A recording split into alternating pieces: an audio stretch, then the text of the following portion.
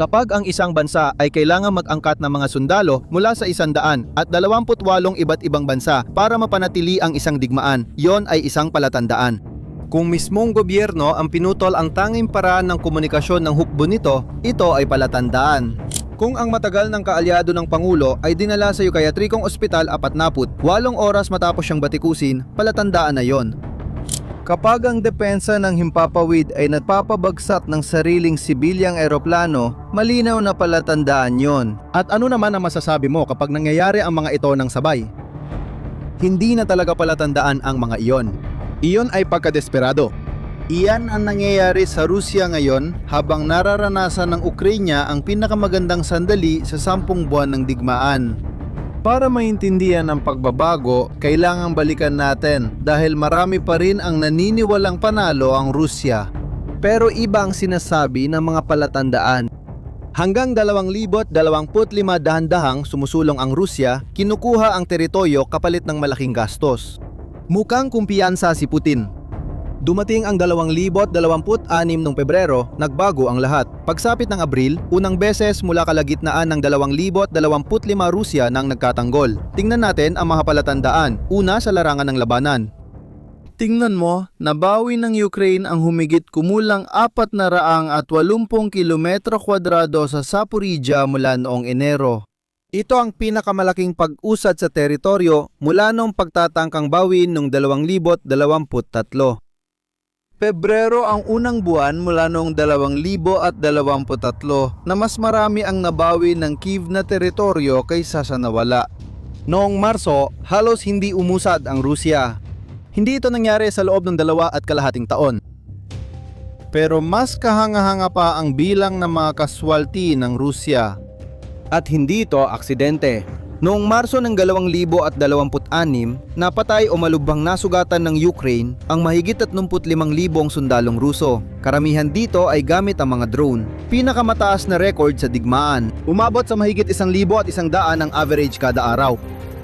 Para maintindihan mo, ihambing ito sa pagkawala ng Unyong Soviet sa digmaan sa Afghanistan. 15,000 sundalo sa loob ng 10 taon. Nawawalan ang Rusya ni Putin ng ganyang karaming sundalo sa loob ng 2 linggo. Ang laki ng nawala sa kanila. Hindi basta-basta lumitaw ang mga numerong yan. May nangyaring isang baday noong Pebrero na nagpasimula ng lahat. Ang sagot ay tungkol sa 2 pangalan na hindi inaasahang magsama sa digmaan. Elon Musk ang may-ari ng SpaceX at Starlink at Pavel Durov ang lumikha ng Telegram. Ginagamit ng Russia ang libu-libong ilegal na Starlink terminals sa larangan ng labanan para magkoordina ng mga tropa at magpalipad ng mga attack drone. Ang mga drone na ito na may Starlink ay nagiging immune sa electronic warfare. Ang mga sistema na ginagamit ng Ukraine para pabagsakin ang mga drone ay hindi gumagana laban sa kanila. Hanggang sa may tumama sa isang tren ng pasahero noong Enero at pumatay ng 5 tao. Tinipon ng Ukraine ang mga ebidensya at hayagang pinresure ang SpaceX. At gumana ito. Noong unang araw ng Pebrero, hindi na pinagana ng SpaceX ang lahat ng terminal na hindi rehistrado. Otomatikong pinapatay ang terminal ng drone na lalampas sa 70 kilometro bawat oras. Bumaba ang trapiko ng Starlink sa ilang araw lang. Agad ang naging epekto. Inilarawan ito ng tagapayo sa depensa ng Ukraine bilang isang sakuna. Bumagsak ang sistema ng utos ng Rusya. Umakyat ang mga sundalo sa bubong ng simbahan at cellphone towers para gumawa ng pansamantalang antena. Ang problema, natutukoy ng mga operator ng Ukraine ang mga sundalong ito gamit ang init ng katawan nila, gamit ang mga drone na may first-person view. Marami sa kanila ang hindi na nakababa. Isang gabi lang, tuluyan kaming bumagsak, parang nasa panahon ng kuweba. Ipapaskil lang ang video na ito kapag nagawa ko, kung magagawa ko nga. Si Elon Musk ang nagpatay. Lubos siyang pinatay ang buong internet natin. Ngayon, hindi na natin magagamit ang Starlink, hindi na talaga. Nababaliw na talaga ako dito. Sinubukan ng Rusya na gumawa ng alternatibo gamit ang sarili nilang mga satellite. Nagpalipad sila ng 16 kumpara sa mahigit 10,000 ng Starlink. Malaki ang pagkakaiba na pati analyst nagbiro pa. Sabi niya, hindi ito typo. At sa mismong sandaling iyon, habang bulag na ang hukbo, nagpasya pa mismo ang Rusya na lalo pang bulagin ang sarili nila. Pagkalipas ng ilang araw, hinigpitan ng Kremlin ang paggamit ng Telegram. Halos 100 milyong Ruso ang gumagamit ng app na ito. Pero para sa hukbo, ito ang pangunahing paraan ng komunikasyon sa larangan ng labanan. Mga koordinada, mga video mula sa drone, depensa, pangangalap ng pondo, lahat ay dumadaan sa Telegram. Ang FSB, ang sekretong serbisyo ng Rusya, ay nag-angkin na ang mga dayuhang espya ay may access sa mga mensahe ng mga sundalo. Ang reaksyon ng mga blogerong militar ng Rusya, yung mga sumusuporta mismo sa digmaan, ay naging matindi. Sinulat ni Fighter Bomber, isa sa pinakamalalaking channel tungkol sa digmaan sa Rusya. Hindi natin maputol ang Starlink ng Ukrainians, pero napuputol natin ang Telegram ng sarili nating sundalo. May isa pang channel na nagbuod ng kawalang pag-asa sa isang pangungusap. Ang Telegram lang ang channel ng komunikasyon, naka-capital letters pa, pero lalong lumala ang sitwasyon. Noong ika-3 ng Abril, ang pag-block ng mga VPN, mga kasangkapang ginagamit ng mga Ruso para iwasan ng sensura, ay nagdulot ng pagbagsak ng buong sistema ng bangko sa bansa. Tanging pera lang na cash ang gumagana. Ginawang libre ng metro ng Moscow ang pasok. Mga tindahan, kainan, gasolinahan, lahat tumigil. Si Pavel Durov, tagapagtatag ng Telegram, ay naglahad ng nangyari. Ang kanilang mga pagtatangkang harangin ay nagdulot ng malawakang pagpalya ng sistemang pagbabangko. Sa pagsubok kontrolin ng Kremlin ang impormasyon, bumagsak din ang kanilang ekonomiya. At alam mo ba kung ano ang alternatibong inialok ng Kremlin? Isang app ng gobyerno na tinatawag na MAX. Walang kahit anong protection sa privacy. Lahat ng mensahe ay nasa mga server ng gobyerno. Tumanggi ang espesyal na puwersa ng Russia na gamitin ng app at ang mga sundalong ayaw tanggalin ang Telegram ay inililipat sa penal na unit na tinatawag na Storm Sea na parang sentensya ng kamatayan. Hindi naghintay ang Ukraine. Naglunsad sila ng koordinadong kontra-atake at nabawi ang 480 kilometro kwadrado habang bulag at bingi ang Russia. Alam mo ba ang mas kahanga-hanga? Lahat ng pinakita ko ay bahagi pa lang ng kwento. Ang Starlink at ang Telegram. Hindi sana ganito kalaki ang pinsala kung sapat ang sundalo ng Rusya. At dito lumilitaw ang pinaka-nakakabahalang senyales sa lahat. Sa unang 3 buwan ng 2026, nawalan ang Rusya ng 70,000 sundalo. Nag-recruit sila ng 80,000. Simple lang ang bilang, mas marami silang nalulugi kaysa sa kaya nilang palitan. At karamihan sa kanila ay naalis sa labanan ng mga drone ng Ukraine. Sa Moscow pa lang, bumaba ng 25% ang pagre-recruit. Nagbago na rin ang profile. Ngayon, karamihan ay mga lalaking nasa edad 45 hanggang 55 taon.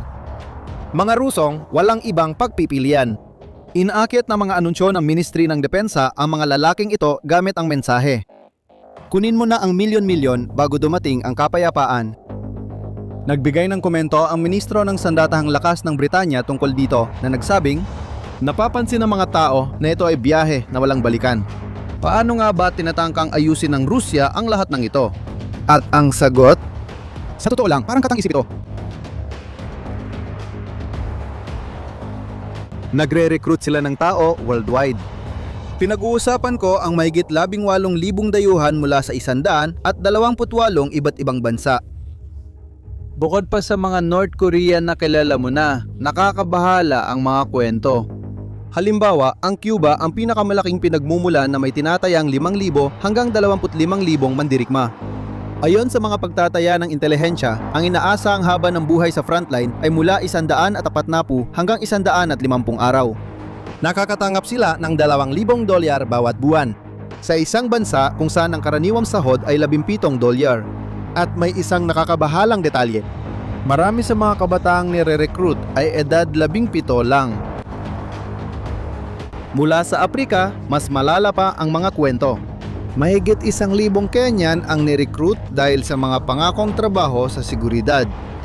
Kumalat ang video ng isang Kenyan na may anti-tank mine sa dibdib at tinawag ng sundalong Ruso na can opener. Ano ang pangalan mo? Francis. Ikaw ang mabubukas ngayon. Malapit na siyang tumakbo, lumundag-lundag sa kagubatan. Sa 14 na tagagana na naakit ng mga pangakong trabaho, 3 na lang ang buhay makalipas ang 1 buwan. Gumaraw ka. Sige, pumunta ka na.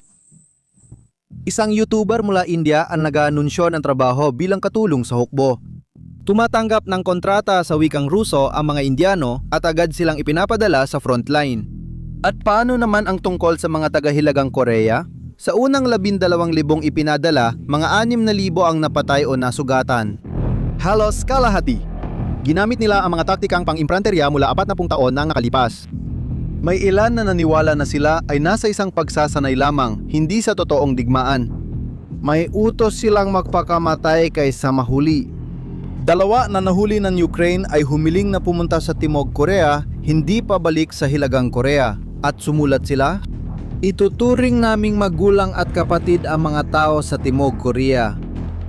Hindi na kailangang ipaliwanag ang sinabi nila. Sa totoo lang, kung kailangang maghanap ng tao ang isang bansa para sa kanilang digmaan, hindi ito napapakita ng lakas. Ito ay pagkadesperado. At ang tanong na ayaw sagutin ng kahit sino sa Moscow, hanggang kailan pa kayang panatilihin ito ng Rusya? Naniniwala ang marami na basta may pera, kayang ipagpatuloy ng Russia ang digmaan. Pero naubos na ang pera. At ito ang pinakamatinding senyales sa lahat. Hindi nagsisinungaling ang mga numero. Bumagsak ang paglago ng Rusya mula 4.3% noong 2024 papunta sa 0.6% noong 2025. Samantala, ang mga gastusin sa depensa ay umabot na sa halos 40% ng pambansang budget. Sa unang pagkakataon sa ilalim ni Putin, mas malaki na ang gastusing militar kaysa sa gastusing panlipunan. Oo, tama, mas malaki ang ginagastos ng Rusya sa digmaan kaysa sa ginagastos nito para sa sarili nitong mamamayan. Samantala, bumaba ng 24% ang kita mula sa langis noong 2025. Ang pondong soberano na siyang reserbang pang-emergency ng bansa ay mayroong $113 bilyong bago ang digmaan. Mayon, mas mababa na ito sa kalahati ng halagang yon. Ang unemployment rate ay nasa 2.1%. Para sa iba, parang normal lang ang numerong yon. Pero sa likod ng numerong iyan, may senyales ng krisis. Mahigit 1 milyong manggagawa ang nawala mula sa sibilyang ekonomiya patungong digmaan. At halos 73% ng mga kumpanyang Ruso ay hindi makahanap ng mga taong magtatrabaho. Nahihirapan ang serbisyo ng bumbero dahil kulang sa manggagawa. 1/4 ng posisyon ay bakante. Kapag nakita mo ang sitwasyon ng Rusya ngayon, hindi mo maiwasang ihambing ito sa Unyong Sobyet noong dekada 80. Pareho silang umaasa sa langis. Parehong militarisasyon na sumasakal sa ekonomiya. Pero may isang pagkakaiba. Ang digmaan sa Afghanistan na nag-ambag sa pagbagsak ng Unyong Sobyet ay gumastos ng 2.5% ng budget militar. Maraming ulit na mas malaki ang konsumo ngayon ng Ukraine. At kapag ang isang diktadura ay natalo sa larangan ng labanan, nawawala ang mga sundalo, nawawala ang pera, ano ang natitira? Isang salita, kontrol. At diyan lumalabas ang huling senyales. Noong Marso, inilatala ng abogadong Ruso na si Ilya Remezlo ang isang teksto na ikinagulat ng bansa. 5 rason kung bakit hindi ko na sinusuportahan si Putin. Tinawag niyang kriminal sa digmaan si Putin. Hindi ito magiging nakakagulat kung si Remezlo ay isang oposisyonista pero siya ay kabaligtaran noon. Ilang taon niyang inaatake si Navalny, pangunahing kalaban ni Putin. Kasama siya sa Advisory Council ng Kremlin. Tapat na tagapagtanggol ng gobyerno. Isang critical na teksto lang ang kinailangan para sa loob ng wala pang 48 oras siya ay may pasok sa isang psychiatrikong ospital katulad ng ginagamit ng Unyong Sobyet para patahimikin ang mga tumututol sa gobyerno. Kapag mismong pinakatapat mong mga kaalyado ay tumalikod at ang sagot ay sa pilitang pagpapaospital, may malaking mali sa sistema. At hindi dyan nagtatapos. Sobrang paranoid ng Russian air defense sa Ukrainian drones, kaya pati sarili nilang eroplano pinapaputukan na nila. Noong Marso, pinabagsak nila ang isang sibilyang eroplano malapit sa Moscow na ikinamatay ng isang aviation blogger na sakay nito. Sa isa pang insidente, isang sistema ng depensa laban sa impapawid, ang napaputok sa isang Boeing 737 ng Aeroflot, ang pangunahing airline ng Russia dahil napagkamalan nilang drone ang eroplanong pampasahero. Dahil sa takot sa mga drone ng Ukraine, Russia ay umaatake sa sarili nilang mamamayan. Hanggang dito, ipinakita ko na ang mga pumapalpak sa Russia, pero ang nagpapakaiba sa sandaling ito ay hindi lang ang pagbagsak ng Russia. Ito ang nabuo ng Ukraine habang sinisira ng Russia ang sarili nito. Tingnan mo, ang Ukraine ay kasalukuyang dumaranas ng isang tahimik na rebolusyong militar. Gumagawa sila ng mga drone sa antas na hindi naabot ng alinmang kapangyarihang militar sa mundo. Ang layunin para sa taong 2026 ay lampasan ng 7 milyong unit. Bilang paghahambing, noong 2022, ang bansa ay may 10 gumagawa ng drone. Ngayon, mahigit 500 na. Isang kumpanya lang ang gumagawa ng 20,000 fiber optic na drone bawat buwan. Hindi tinatabla ng electronic warfare ang mga drone na ito dahil gumagamit sila ng kable, hindi radio signal. Hindi ito kayang harangin.